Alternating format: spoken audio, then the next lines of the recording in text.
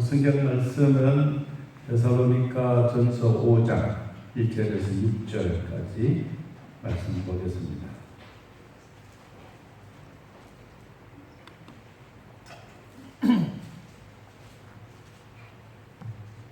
데살로니가 전서 5장 1절에서 6절. 찾으신 줄 하나님 말씀 우리 함께 읽습니다. 형제들아, 때가 시기에 관하여는 너희에게 쓸 것이 없음은 주의 날이 밤에 도적같이 이룰 줄을 너희 자신이 자세히 알기 때문이라. 그들이 평안하다 안전하다 할 그때에 임신한 여자에게 해산의 고통이 이름과 같이 멸망이 갑자기 그들에게 이르리니 결코 피하지 못하리라. 형제들아, 너희는 어둠에 있지 아니하며 그 날이 도적같이 너희에게 임하지 못하리니 너희는 다 빛의 아들이요 낮의 아들이라. 우리가 밤이나 어둠에 속하지 아니하나니 그러므로 우리는 다른 이들과 같이 자지 말고 오직 깨어 정신을 차릴지라. 아멘. 감사합니다. 하나님의 은혜로 살아갑니다.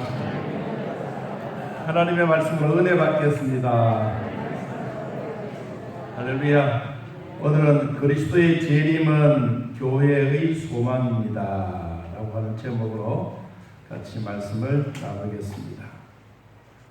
2022년도에 들어와서 셋째 주 1월 셋째 주일부터 시작해서 지금까지 성경에 나타내 주고 있는 7대 교리에 관해서 주일낮에 설교하고 있습니다. 종교는 무엇인가로부터 시작해서 하나님은 어떤 분인가, 또 그분이 왜 이 땅에 우리들을 사랑하고 구원해 주시는지, 하나님의 사랑은 무궁무진한데 인간은 죄로 말미암아 하나님과의 거리가 멀어지고 죄의 사람이 되어진 이때 하나님은 우리 인간들을 사랑해 주심으로 예수 그리스도를 이 땅에 보내주셨습니다.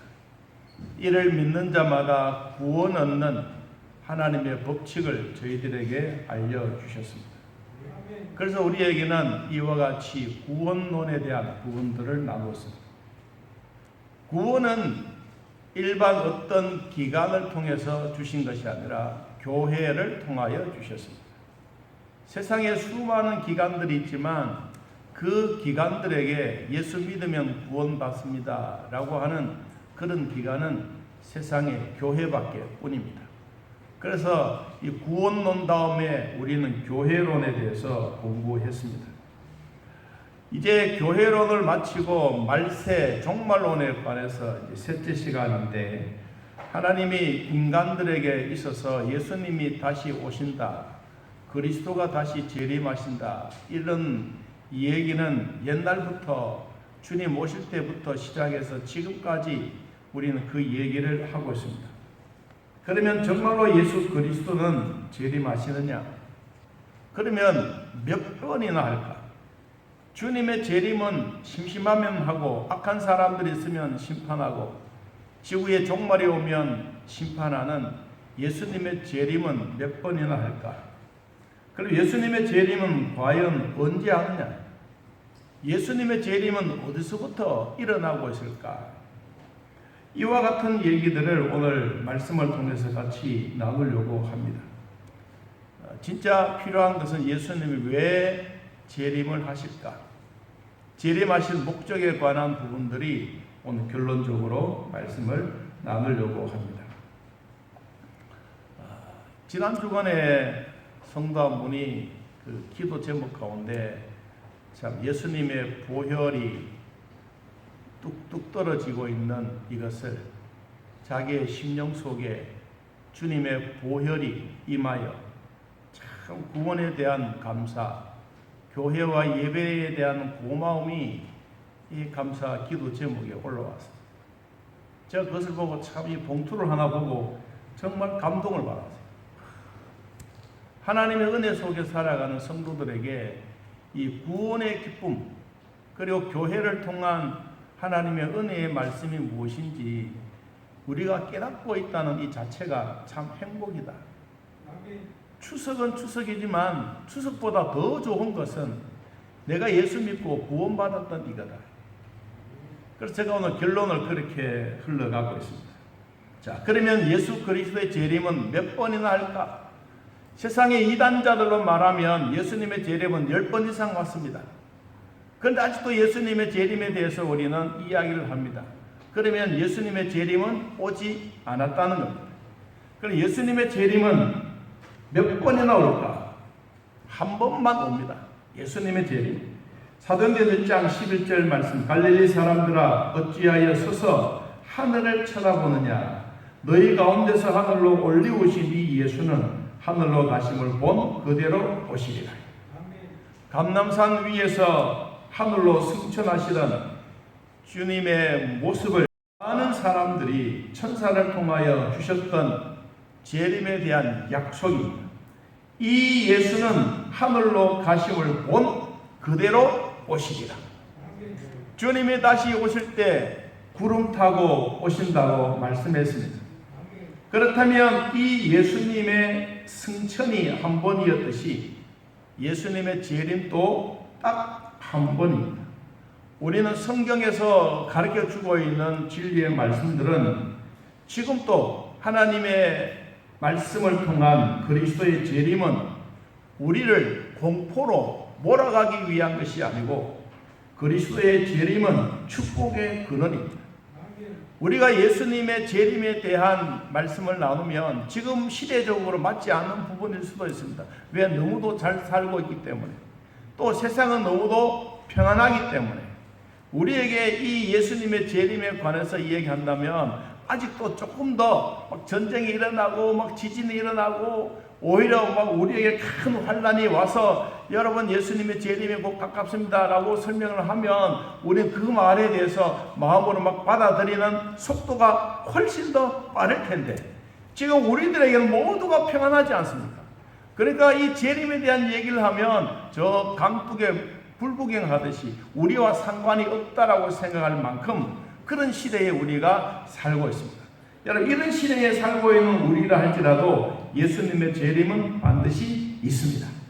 이 재림의 소식은 참 아름다운 소식이고 영원한 생명이 되시는 소식이고 오늘날 성도들과 교회는 진정한 소망이 되는 것입니다.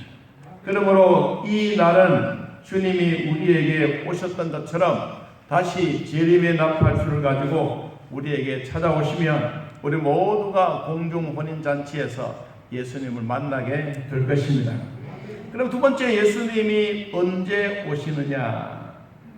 몇 번은 왔느냐? 한 번만 오신다. 앞으로 오실 것입니다. 예수님의 재림에 대해서 성경에 318번이나 재림에 관하여 한 귀절 한 귀절들이 기록되어 있습니다. 재림은 구약 성경에 예수님의 탄생에 대한 예언이나 또 십자가의 죽으심이나 예수님이 부활하실 것이나 다시 우리에게 재림하실 것을 구약 성경에서 예언해 주시고 신약 성경에서도 우리에게 확실히 말씀해 주셨던 부분들이 있습니다. 지난 시간에 말씀을 드렸던 것처럼 예수님의 시기는 과연 언제 올까? 그래서 몇 가지 예를 들었습니다. 그 예를 들었던 가운데 하나가 모든 민족에게 복음이 전파될 때, 모든 민족에게 복음이 전파될 때 그때 예수님이 오신다. 마태복음 24장 14절에 이 천국 복음이 모든 민족에게 증언되기 위하여 온 세상에 전파되리니 따릅시다. 그제야 끝이 오리라. 예수님의 재림은 복음이 온 땅에 다 전파될 때. 저는 어릴 때는 교회를 다니지 못했습니다. 저희가 살고 있는 동네는 교회가 없었기 때문에. 그런데 서서히 이제 그 읍이라고 하는 동네에 나가서 보니까 십자가도 있고 교회도 있고 또 친구들 보면 교회 가자 그러는데 교회가 뭔지도 몰랐던 옛날 일들이 생각이 난다면 여러분 오늘날 우리들에게는 방방곡곡마다 한국에는 교회가 없는 데가 없습니다. 자연에 대한 모습도 복이지만 대한민국 속에 이와 같이 교회가 많은 것은 이 세상에서 어느 나라보다가도 교회가 많은, 십자가가 많은, 예수님의 보혈이 많이 흐르는 이 지역이 우리들에게 진짜 복이라. 방방곡곡마다 교회가 있다는 것이 얼마나 행복한지. 그래서 그제야 끝이 올 때가 언제냐? 예수님의 복음의 소식이 다 전달되어졌을 때. 그래서 지난 주일에 성경 번역에 대한 말씀을 잠깐 언급했던 일이 있습니다. 이 세 개의 언어는 7,376개의 언어로 되어져 있습니다. 그러는 가운데 단편 성경만, 우리로 말하면 요한복음만, 마가복음만, 사도행전만 이렇게 되어져 있는 쪽복음으로 되어져 있는 언어가 1212개 언어로 되어져 있습니다. 그리고 신약 성경이 가지고 있는 언어는 1593개 언어입니다. 우리들처럼 신약과 구약과 찬송까지 합본되어져서 우리의 손에 들고 다니기 가장 편하게 되어져 있는 신구약 성경이 다 번역되어져 있는 언어는 719개입니다. 전체적으로 보면 9.7%입니다. 아직도 성경이 없는 나라, 성경이 무엇인지 구체적으로 알지 못하는 이런 언어, 성경을 번역할 수 없는 언어가 몇 개냐? 3,852개입니다. 이게 바로 52%입니다. 한국은 140년이 되면서 신구약 성경을 다 가지고 있습니다. 그래서 신구약 성경을 다 가지고 있는 나라, 세계적으로 통계를 보면 우리는 10% 안에 들어가 있습니다. 하나님이 우리 대한민국을 축복해 주셨던 이것은 신약과 구약 성경을 다 우리의 손에 들고 우리가 하나님의 말씀을 매일매일 읽고 그 말씀에 의지하고 말씀의 응답을 받으면서 살아가는 이 자체가 하나님이 우리에게 주시는 축복입니다. 우리는 6.25 전쟁을 통해서 수많은 사람들이 폐허가 속에서 어떻게 대한민국이 이만큼 성장했느냐. 진짜 저는 몰랐지만 우리의 선배들, 여러분들의 세대에는 다 고생과 역경과 정말 눈물과 땀과 희생의 제사들이 있었기 때문에 여러분 대한민국은 지금까지 이렇게 잘 살게 되는 것입니다. 이것은 하나님이 우리에게 주셨던 복인데 그냥 단순한 복이 아니에요. 6.25 전쟁이 일어났을 때 수많은 사람들은 자기 그냥 살 길이라고 보따리 싸가지고 외국으로 도망갔던 사람들이 부자들이었습니다. 그런데 정말 가난하고 힘이 없고 어디 나가서 하소연할 수 없는 이 일반 서민층에 있는 사람들이 북한에서 내려온 사람들 또 저 서울 지역에서 남한으로 내려와서 같이 먹을 것이 없는 그때 모두가 고아와 과부를 함께 돌아보고 콩을 하나 가지고 나눠 먹었던 이 사실을 하나님은 보시고 지금까지 대한민국에 복을 주신 겁니다. 우리 모두가 지금까지 생각해 보면 고아와 과부는 하나님이 제일 먼저 돌아보라 그랬습니다. 이 일을 돌아보았던 우리들에게는 지금까지 하나님부터 받았던 복이 큰 것입니다. 유럽이 왜 잘 산다고 여러분 이야기하십니까? 아프리카는 왜 못 산다고 우리는 말로 하지 않습니까? 아직도 동남아에 살고 있는 사람들은 성경을 모르고 있는 나라들도 언어들도 많습니다. 그런데 유럽이 잘 사는 이유가 뭐냐? 그들에게는 하나님의 말씀이 이미 빨리 들어왔어요. 그 말씀을 읽고 그 말씀대로 살고 그 말씀에 기록되어 있는 복을 누리게 된 것은 하나님이 주셨던 하늘문이 열려진 것입니다. 여러분 대한민국도 지금까지 우리에게 주셨던 하늘문을 열고 축복해 주셨던 이유가 뭐냐? 우리는 신약과 구약 성경 합본된 하나님의 말씀을 가지고 여러분 가정에도 몇 권이나 책이 있지 않습니까? 이거 가지고 있는 게 중요한 것이 아니고 읽고 듣고 지켜나가는 게 하나님이 우리에게 주시는 복입니다. 그래서 우리가 올해 들어와서 1월달부터 3월달까지 성경 한 장씩 한번 읽어봅시다. 그리고 처음에는 한 장씩은 그때 막 따라오셨어요.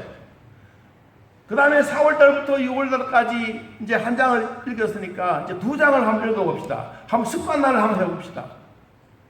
그럴 때 또 따라오셨어요. 지금은 7월달부터 앞으로 계속해서 하루에 석 장씩 읽어나가면서 새벽 기도를 통해서 같이 말씀으로 나가고 있습니다. 여러분, 하나님의 말씀이 우리에게 주셨던 이유가 뭐냐? 하나님의 말씀과 기도로 거룩해져가는 이 과정은 우리가 무릎 꿇고 하나님 앞에 나아가는 방법만 알았지, 하나님이 실질적으로 우리에게 응답해 주시는 방법은 다른 방법이 아니었어요. 성령에 감동된 하나님의 말씀, 그 말씀이 내 심령 속에 들어와서 그 말씀을 읽을 때, 그 말씀을 지켜나갈 때 하나님은 하늘 문을 여시고 우리에게 건강의 복도 주시고 물질의 복도 주시고 영적인 복도 주시고 지금까지 대한민국이 이만큼 살아갈 수 있도록 하나님이 복 주신 게 아닙니까? 이 이유는 뭐냐? 여러분, 새벽마다 교회에 나와서 기도하는 거 하나님 주셨던 복입니다. 그런데 지금도 우리는 이 코로나가 오고 힘들어할 때 무슨 기도를 해야 되느냐고 막 그랬어요. 그런데 새벽 기도는 대한민국이 복받는 비결 가운데 하나였어요. 새벽에 봉고차가 몇 대나 도느냐? 대한민국에 100만 대가 돌아가. 100만 대가 돌아가면서 성도들 실어서 교회들에서 늘 훌쩍훌쩍 울면서 대한민국에서 기도했던 기도의 결과가 지금 우리들에게 복을 받고 있는 사실입니다. 여러분, 이런 복을 놓치지 않기를 바랍니다. 여러분, 선교사들도 우리나라는 정말로 세계를 향하여 많이 나가 있습니다. 우리나라는 5만 6천 명의 선교사들이 나가 있는데 전 세계 인구의 비율을 따지면 세계에서 1등입니다. 그런데 미국은 8만 6천 명의 선교사를 내보냈습니다. 숫자적으로 보면 미국이 제일 많지만 인구의 비례를 비하면 우리나라는 미국보다도 훨씬 더 많은 선교사들을 보낸 것입니다. 하나님은 복음의 사역에 앞장서서 하나님의 복음을 열심히 전하는 자들에게 주셨던 복이 뭐냐? 지금 우리가 이런 복을 받아 누리고 있는 것입니다. 여러분, 선교사들을 위해서 우리 장로님들이 기도하고 저도 기도하고 여러분들이 기도하는 건 단순한 기도가 아닙니다. 하나님이 우리나라에 주시는 축복의 모든 물질과 영적인 복을 우리에게 부어주시는 기회입니다. 여러분, 예수님이 언제 재림을 하시느냐? 이 복음이 온 세상에 다 접화될 때, 그때 주님은 재림하신다고 말씀하셨어요. 두 번째, 예수님의 재림은 언제 하시느냐? 불법의 사람들이 나타난 후에 그랬어요. 데살로니가 후서 2장 3절 말씀에 누가 어떻게 하여도 너희가 미혹되지 말라. 먼저 배교하는 일이 있고 저 불법의 사람 곧 멸망의 아들들이 나타나기 전에는 그 날이 이르지 아니한다. 다시 말하면 이단자들이 판을 친다. 하나님의 복음의 일꾼들이 진리의 말씀을, 성경의 말씀을 세상에 나가서 전파하고 전하도 그 말씀을 전하는 그것보다가 이단자들이 한마디 예수님이 어디에 재림한다 그러면 그게 훨씬 더 세상의 사람들에게 소망처럼 여겨집니다. 여러분, 우리나라에도 이러한 일이 한두 가지가 아닙니다. 여러분들이 지금 건전한 교단, 주사랑교회 출석하고 믿음 생활하고 있는 게 정말로 이게 복입니다. 한국에는 건전한 교단, 그래도 장로교단입니다. 그리고 더 나아가서 침례교도 그렇고 성결교도 그렇고 아직도 순복음도 우리에게는 복음의 역사를 가지고 있는 교단이지만 그래도 여러분, 대한민국에는 이 건전한 교단이 그래도 한국을 이끌어가고 있습니다. 한국에는 건전한 교단이 들어올 때 선교사들이 먼저 이 장로교를 가지고 들어왔습니다. 여러분이 소속되어져 있는 이 주사랑교회도 장로교 고신입니다. 고신은 우리 선배들이 신앙생활 하면서 일제시대 때 모두가 우리는 백기 들고 일본의 신상을 향하여 절하고 우리는 이것이 최고로 기쁨이다라고 했을 때 우리는 총과 칼을 가슴에 받고 우리는 죽어가면서 교회를 사수하고 믿음의 뿌리를 내리고 피를 흘렸던 이 교단이 지금까지 우리의 삶에 여러분들의 흔적입니다. 우리는 이 흔적 속에 살아가면서 우리가 정말로 거뜬한 교단에 소속되어 있다는 게 이게 정말로 귀한 것입니다. 그런데 우리 사람들이 어디에 더 신경을 많이 쓰느냐? 이단자들이 무슨 말 했다 그러면 거기에 확 쏠려갑니다. 그리고 교회는 뒤를 돌아봅니다. 성경이 오늘 말씀처럼 누가 어떻게 하여도 너희가 미혹되지 말아라. 세상에 이런 유혹당하고 미혹하는 사람들이 한두 가지가 아닙니다. 그리고 배교도 당하지 말아라. 이방 사람들이 예수 믿는 사람들을 향하여 하나님을 믿지 못하도록 유혹하고 미혹해도 그 속에 넘어가지 마라. 이런 불법한 사람들, 멸망의 아들들이 오면 예수님이 다시 우리에게 복을 주시기 위해서, 다시 복음을 전파하기 위해서, 내가 예수 그리스도라는 이 사실을 우리에게 알려주기 위해서 주님이 다시 재림하신다고 말했습니다.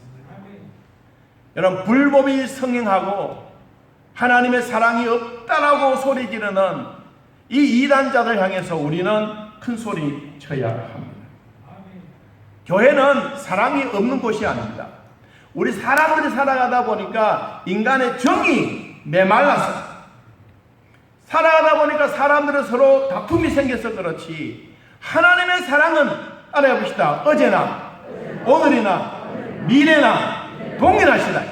할렐루야. 이게 주님의 사랑입니다. 교회는 멀리 있는 것이 아닙니다. 교회는 우리 가까이 있는 것입니다. 여러분 마음속에 십자가가 있고 여러분 마음속에 바로 예수 그리스도가 살아계시는 증거입니다. 세 번째, 예수님의 재림은 언제 오느냐? 대환란이 일어난 후에 온다고 했습니다. 마태복음 24장 29절 이하에 그날의 환란 후에 즉시 해가 어두워지며 달이 빛을 내지 아니하며 별들이 하늘에서 떨어지며 하늘의 권능들이 흔들리리라.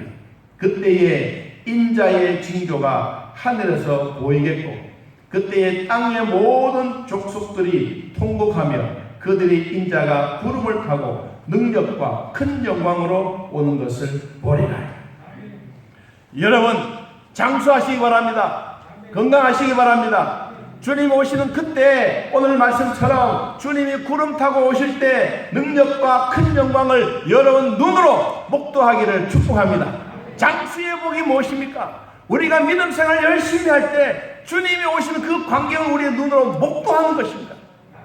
여러분 오래오래 산다는 게 얼마나 행복하지 않습니까? 아니 목사님 우리가 살아봐야 100년도 못 사는데 무슨 주님 오실 때까지 기다립니까? 아닙니다 여러분.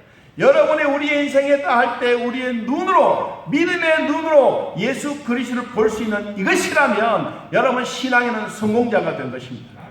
예배의 성공자는 우리의 인생의 성공자가 된 것처럼 예배 드릴 때마다 하나님의 임재하심을 경험한다면 이것은 곧 우리가 예수 그리스도의 재림을 내 마음속에 모시고 주님이 공중에 구름 타고 오실 때 우리의 눈으로 목도하는 것처럼 나는 이 땅에 살다가 천국으로 옮겨져가는 그 순간이라도 주님이 나를 위해서 이 땅에 다시 오실 것을 믿고 기대하고 주여 주님 오시는 그때 내가 천국에서 주님과 영원히 살겠습니다. 여러분 이게 우리의 행복이고 우리의 신앙의 기쁨인 것입니다. 넷째는 선택받은 자들이 그 숫자가 찰 때 주님이 오신다고 말했습니다. 데살로니가후서 3장 9절 말씀에 주의 약속은 어떤 이는 더디고 생각하는 것 같이 더딘 것이 아니라 오직 주께서는 너희에 대하여 오래 참으사 아무도 멸망하지 아니하고 다 회개하기에 이르기를 원하시느니라. 여러분 예수님이 다시 재림하실 때 로마서 11장 12절 말씀 보니까 선택받은 자들이 다 충만하고 이방인들이 충만한 숫자가 되어졌을 때, 그리고 요한계시록 7장 4절 말씀에 14만 4천이 찼을 때 그때 예수님이 재림하신다고 말했습니다. 이단자들은 14만 4천이 자기들만이 14만 4천이라고 말합니다. 성경의 해석은 그렇게 함으로써 세상에 수많은 건전한 교회, 보수 교단에 있는 교회들이 여기에 휘말리기 시작한 것입니다. 14만 4천은 나도 포함되어 있고 여러분도 포함되어 있습니다. 구약의 12지파와 신약의 12제자가 함께 곱해져서 1000의 숫자를 더해지면 14만 4천이 되는 것입니다.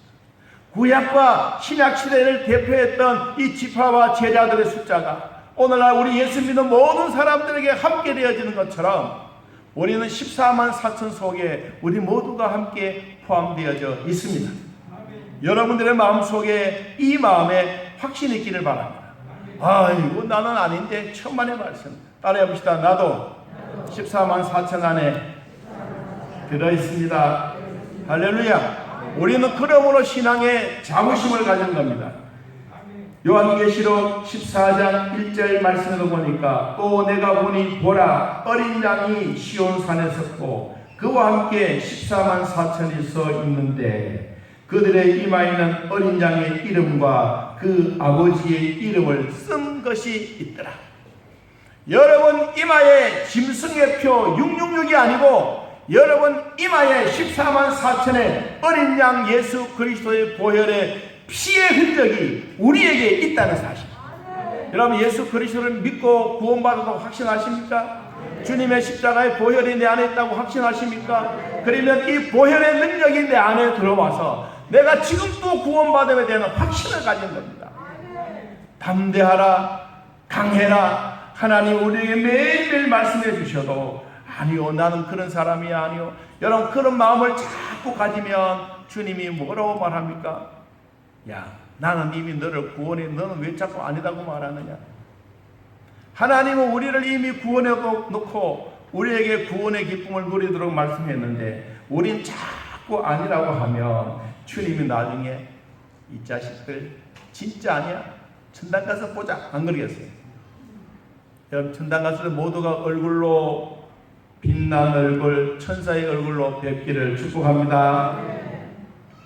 다섯 번째 그날과 그때는 아무도 모른다고 했습니다. 마태복음 24장 36절 그러나 그날과 그때는 아무도 모르나니 하늘의 천사들도 아들도 모르고 오직 아버지만 아시느니라. 자, 그런데 바울은 우리들에게 오늘 이 말씀을 주셨습니다. 오늘 본문에 있는 말씀 같이 한번 더 봅니다. 데살로니가 전서 5장 1절. 자, 같이 한번 성경을 펴시고 같이 한번 봅니다. 형제들아, 때와 시기에 관한 이 때와 시기가 뭐냐니까 예수님의 재림의 때입니다. 재림의 때와 시기에 관하여는 너희에게 쓸 것이 없다. 2절 주의 날이 밤에 도둑같이 이룰 줄을 너희 자신이 자세히 알기 때문이다. 어떤 사람들은 밤에 도둑같이 온다는 말입니까? 믿음이 준비되지 아니했거나 예수님의 보혈로 이미 우리가 구원을 받았는데 아직도 구원에 대해서 희미하거나 그러면 밤에 도둑같이 임한다는 이 말입니다. 여러분 우리는 밤에 도둑같이 임한달지라도 우리는 깨어 있어서 우리는 이 사실을 알고 있습니다. 도둑이 언제 올지 우리는 알고 있는 겁니다. 3절 그들이 평안하다 안전하다 할 그때에 누가 임신한 여자에게 해산의 고통이 이름같이 멸망이 갑자기 그들에게 이르르니 결코 피하지 못하리라. 여러분 청춘 남녀가 결혼을 해서 아이를 가지면 몸에 이상이 있고 변화가 일어납니다. 예수님의 재림을 기다리고 있는 성도들에게는 임신한 여자와 같이 우리의 몸에 예수 믿고 구원받는 변화가 일어나는 것입니다. 여러분 옛날에 예수 믿기 전에는 교회가 무엇인지도 몰랐습니다. 십자가가 뭔지도 몰랐습니다. 그런데 신앙생활에 들고 예수님에 대해서 알고 보니까 와 교회는 이와 같이 우리에게 구원에 대하여 확신을 주시는 것이구나. 우리가 임신한 여인처럼 우리의 몸에 1개월이 다르고 7개월이 다르고 여러분 8개월이 다르고 우리의 몸에 변화가 일어나듯이 예수를 믿고 나면 우리의 생활의 변화, 말씀에 대한 변화, 사람들이 대하는 변화, 서로 관계에 대한 모든 변화들이 점차적으로 변해져가는 이유가 뭐냐? 임신한 여자들이 되었기 때문입니다. 예수님을 나의 신랑으로 모시고 사신 여러분, 우리 모두가 우리의 몸에 이상이 생기고 변화가 오는 것입니다. 그러므로 주님이 말씀하셨던 것을 다시 한번 봅니다. 4절에 형제들아 너희는 어둠에 있지 아니하매 그날이 뭐와 같이 도둑같이 너희에게 임하지 못한다. 5절 너희는 다 빛의 아들이여 낮의 아들이라. 우리가 밤이나 어둠에 속하지 아니하나니 그러므로 우리는 다른 이들 같이 자지 말고 오직 깨어 정신을 차려라. 우리가 반드시 해야 될 일이 뭐냐? 정신을 차리고 있는 것입니다. 여러분, 우리는 예수님의 재림이 도둑같이 오기는 오지만 이미 우리는 낮의 사람이라. 주님의 재림이 있다는 사실을 믿고 있기 때문에 그 날을 준비하면서 사는 것입니다. 준비하는 것이 뭡니까? 여러분, 내가 믿고 사는 것, 이거 하나님이 주셨던 은혜, 내가 교회 생활하면서 사는 것. 여러분, 주일날 우리가 신앙생활할 때 한 번 빠지고 두 번 빠지면 우리가 사닥다리에 올라갈 때도 마찬가지입니다. 사닥다리는 매일 한 계단 한 계단 잘 올라가야 되고 우리의 계단도 한 계단 한 계단 올라가야 되는데 한 번 주일을 빠뜨려 먹고 한 달 빠뜨려 먹고 1년을 빠뜨려 먹으면 내 다리가 막 찢어져요.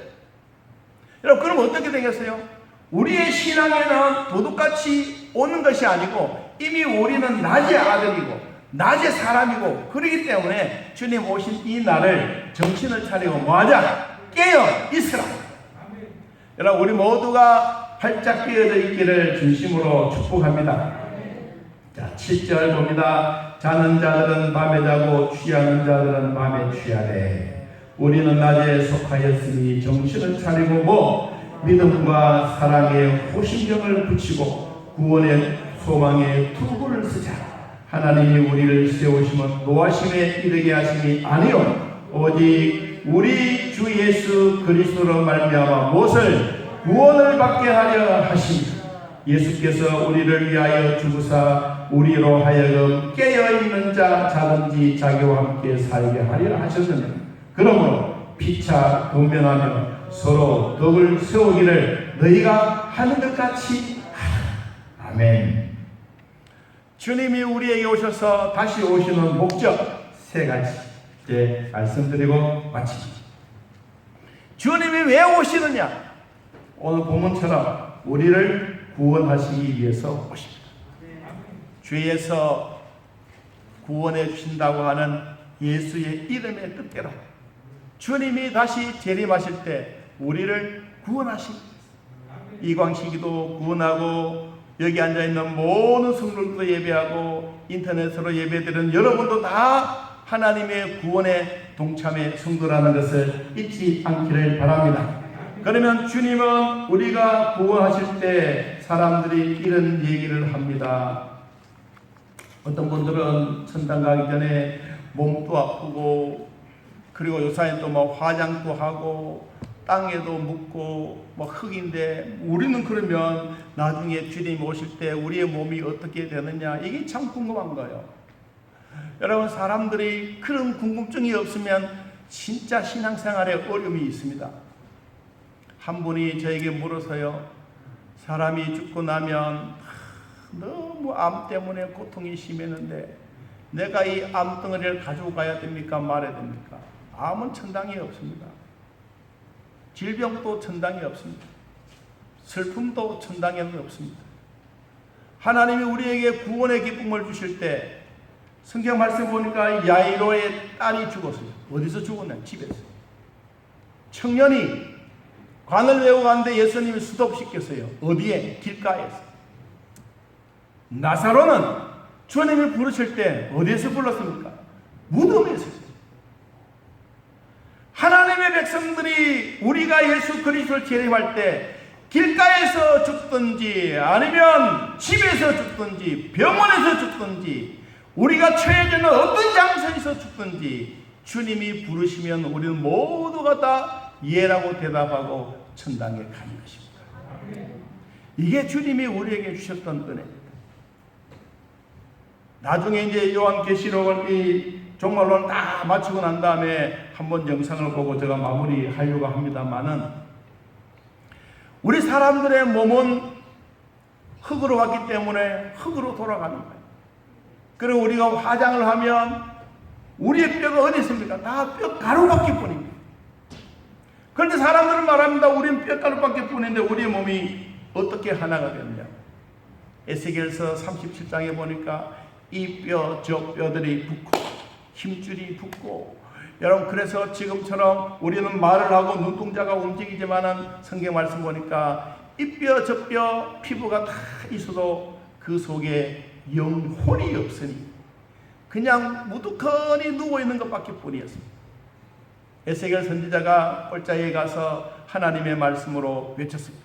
영혼아, 이 뼈들 속에, 이 지금 영혼이 없는 이들 속에 들어가라. 그랬더니 에스겔 골짜기에서 갑자기 막 우르르 일어났습니다. 그리고 막 눈동자가 막 돌아가면 막 신체도 막 움직입니다.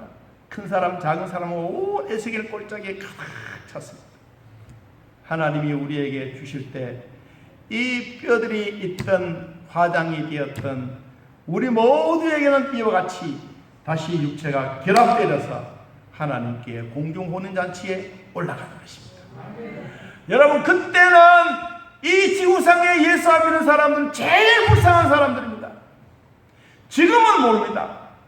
주님이 지금은 우리에게는 저 사람이 진짜 예수 믿는 사람인지 저 사람이 아닌지 아무도 모르기 때문에 주님 오시는 그때 우리 모두가 주님이 천사장의 나팔 소리가 불고, 여러분 그때 우리 모두가 우리의 육체가 신령한 몸이 되어서 공중으로 확 빨리 올라갈 때 예수 믿지 않은 사람들은 바지가랑이를 당기고 막 난리 나겠지.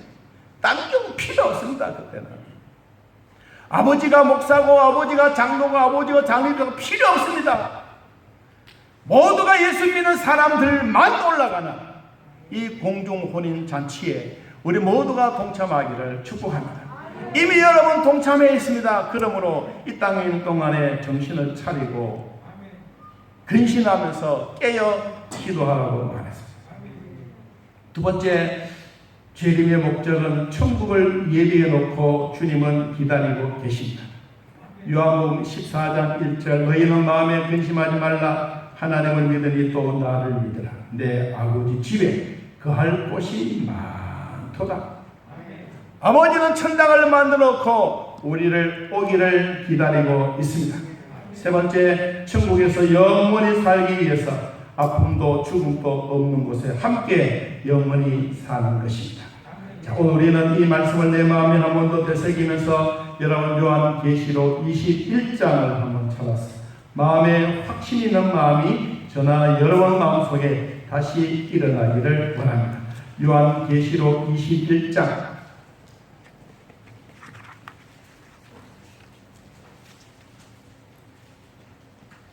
3절 말씀 봅니다. 요한계시록 21장 3절. 자, 한번 읽어봅시다. 내가 들으니 보좌에서 큰 음성이 나서 이르되 보라, 하나님의 장막이 사람들과 함께 있으매 하나님이 그들과 함께 계시리니 그들은 하나님의 백성이 되고 하나님은 친히 그들과 함께 계셔서 모든 눈물을 그 눈에서 닦아주시니 다시는 사망이 없고 애통하는 것이나 곡하는 것이나 아픈 것이 다시 있지 않하리니 처음부터는 다 지나갔습니다. 할렐루야.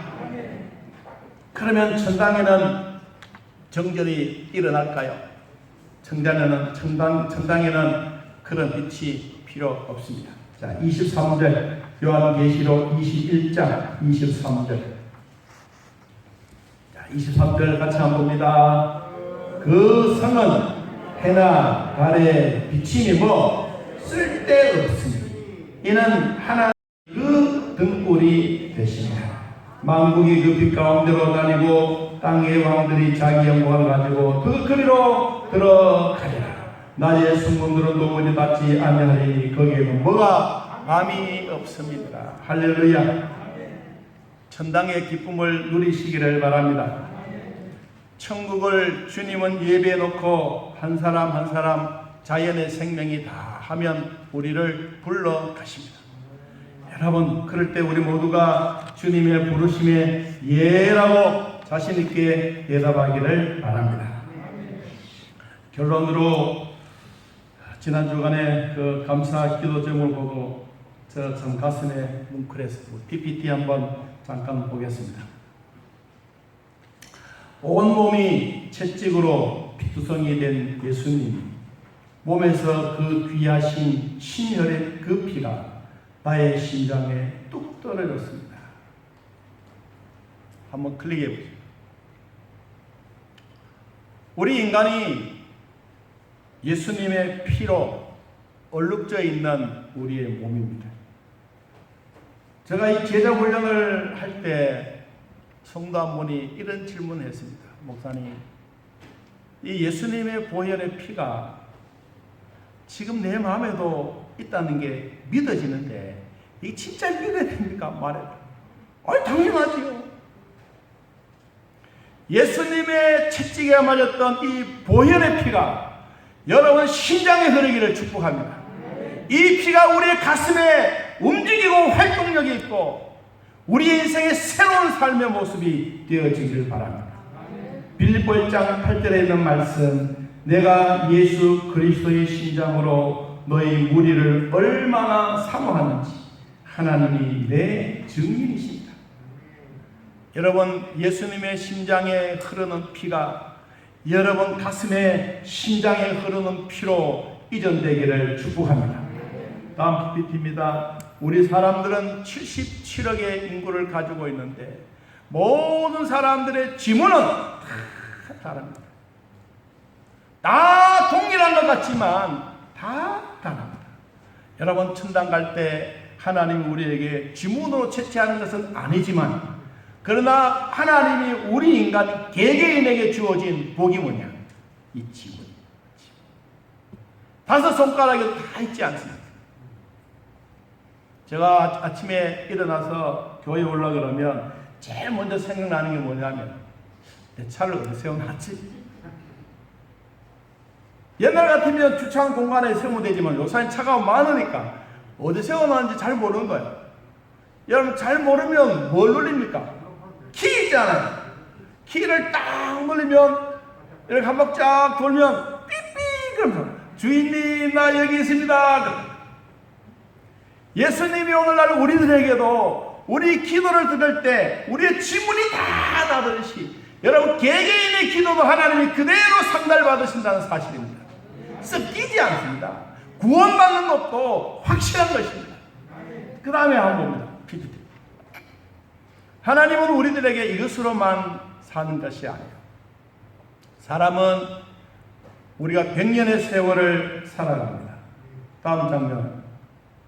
성경에 기록되어 있는 것처럼 무드셀라는 969세를 살았습니다.